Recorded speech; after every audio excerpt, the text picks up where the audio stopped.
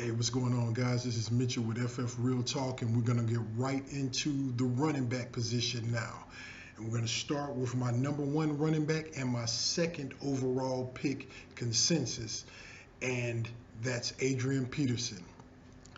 AP tops my running back like he often does because of one reason and one reason alone: his consistency and his durability. I know he was injured that one year. I know he had that year where he was suspended for a while. In the perfect world, what you want, your number one player that you pick in the first round, is to be basically bust proof. Adrian Peterson has been bust proof since his rookie season. No one not named Antonio Brown is more dependable and more of a player that you can count on. He's got the tangibles and intangibles, and the durability that he's had even in his advanced age of 31 is second to none. It's a part of his skill set, actually. You're gonna be able to count on 1,200 yards, 10 touchdowns plus as his floor. That's what it's all about when it comes to who you draft first. Who has the highest floor? Very few players in football, period, have a higher floor. Actually, to me, only one, and that's, again, Antonio Brown. His floor, AP's floor, is ridiculous, and that's why you want to take him early with confidence. And he's shown very little, if no, sign of regression. It's going to be another season where you're going to get an expected number, and I wouldn't bet against him in any situation. So that's a player that you want to grab and confidently grab within the first 4 picks if he lasts that long. My second player I want to talk about is my number 6 running back pick, and that's Lamar Miller. I don't know about you guys. I don't care what everyone else is saying. I have this tremendously great feeling about Lamar Miller this season. And when I say great, I mean potentially among the top 3 rushers as well as top 3 in fantasy. He wasted away in a system in Miami that did not use him properly. It was illogical and it was asinine. No one gets it. No one knows why they didn't take advantage of his multi-purpose and versatile abilities. He's a speedy back. He's an all-purpose back. And though he lacks in size, it's never been a deterrent for his ability. And more than anything else, he's inheriting Arian Foster's spot, which was fantasy flush with points. If you know Houston's situation, they used the running back immensely. That's why Arian Foster was always hurt, actually. Well, no, he's kind of got soft tissue issues. But let me tell you why it's even more prevalent this year than years with Foster. Brock Osweiler. Who knows who this guy is? Do you? I know I don't. I honestly don't trust him. Hence why my DeAndre Hopkins love has been tempered. We'll get to that in the wide receiver thing. But Brock Osweiler, we don't know who this guy is. They're going to be counting on him for the run even more than they ever would have thought they would without Brock Osweiler at the helm. And Brock Osweiler is going to be checking down to him. So I'm telling you now, the consensus has him around player number 14 overall. I think my overall ranks, I think it does. I'm not 1,000% sure. I don't remember. I think my overall ranking has him in 10, meaning a first round pick. I have no problem if I had, like, say, 7th or 8th pick in a draft getting Lamar Miller, and would be crazy happy about it. This guy is in the prime position to kill everything this year. If you can get Lamar Miller, I wouldn't even be upset if you spent your 3rd overall pick for 5th on him. He's going to really, if he can stay healthy, the sky is the limit for what I expect of him this year. My number 11 running back Eddie Lacy. I know y'all are laughing, but any Lacy owner who had him last year was not only perplexed, they were just simply teed off the whole season. They were just what? But he had a paltry 12 and a half carries, which were worse than some RB2s last year.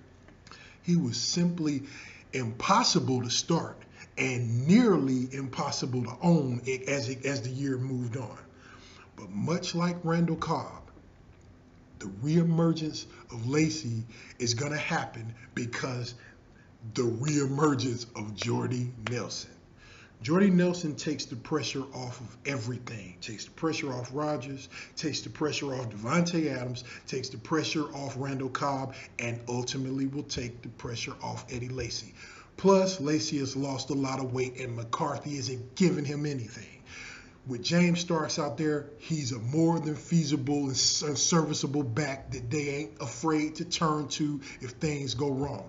Plus, Eddie Lacy knows he's on it. He knows he's not the roster bubble, but he knows he's on the start bubble. And if he doesn't want to be Trent Richardson, he knows he needs to get his stuff in order. This is one of those situations where I believe he will make the turnaround, will make the change, and he will be back to he was the year before last year. And you're going to be able to get him in the second round, possibly early third round. So you're going to be able to get him at a relatively good discount. So don't be afraid. I understand if you do pass on him, but I think this screams resurgence. So keep an eye out on Eddie Lacy. My number 17 overall running back. And he's nowhere near this on a lot of rankings, and it's Jeremy Langford. I don't know where the hate is going and why it's so high on him, and a lot of it is being said because of his coverage pickups and his blocking, as well as his yards per carry. But I have him this high, 17 overall in running backs, because of the eyeball test in weeks 9 and 10 last year. I was very impressed with his elusiveness. I was very impressed with his running, and I was impressed with his hands. I'm not sure how long his leash is in terms of how long is he just cemented as the starter, or is they're going to give him the chance but will quickly snatch it from him. But he's taken on another fantasy-friendly person's role, which was Matt Forte. A lot like Arian Foster in terms of you're accumulating a fantasy-friendly position. I think he has what it takes, and there's a lot of people that are scared to take him because there's very little info on him. But those 2 games, he looked stellar to me. And like I said, he looked versatile and multifaceted. So I really like him, and I think you'll be able to get him much later than I would be willing to take him, even early 4th round. So he would be an excellent RB2 in my opinion. So, and I think his numbers are going to be at worst respectable. So don't be afraid of Jeremy Langford as much as a lot of people and sites out there are. We'll come right behind that with the number 18 pick out there this year, and this is the last one for that I'm going to be talking about in running backs.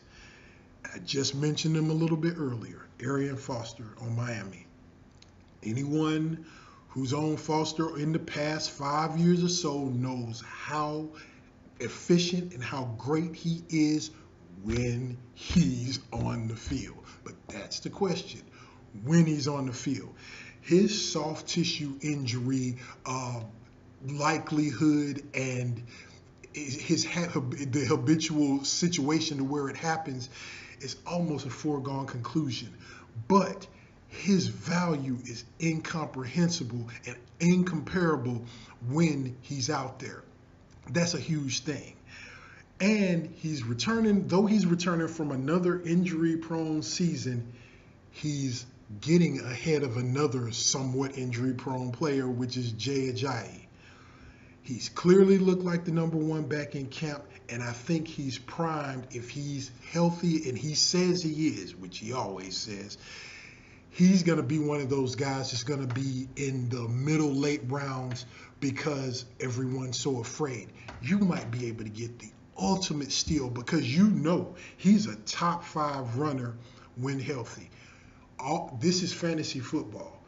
Any given person, no matter how good, no matter how high ranked or whatever, this is the game of football. You are susceptible to injury. So it could happen to him, and it's likely at some point because he's shown that in the past.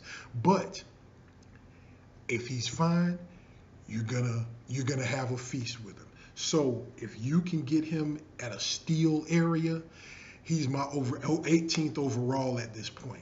Even before, like, say, C.J. Anderson, Ryan Mathews, or even DeMarco Murray. I'd much rather take the chance on the talent he exudes than worrying about his injury. So I wouldn't be afraid. I just give it another chance because this is about his last go-round and in terms of top-tier talent or top-tier leveling of where he's going to be playing. So I take the risk. So yeah, that's the end of my descriptions for the running backs. So and like I say, this is top 50 that I'm going to be posting in the descriptions. So again, like I said in the last video, follow me on Twitter. If you got any questions, hit me up. If you see something in my rankings and you're like, whoa, why this over this? Hey, I love that type of thing. Ask me on Twitter, and I'll gladly respond. Follow me on Twitter if you're gonna ask, and also if you want, you can post in the comments below. So yeah, we're gonna be moving into the wide receiver video after this. So stay tuned. All right, y'all have a good one.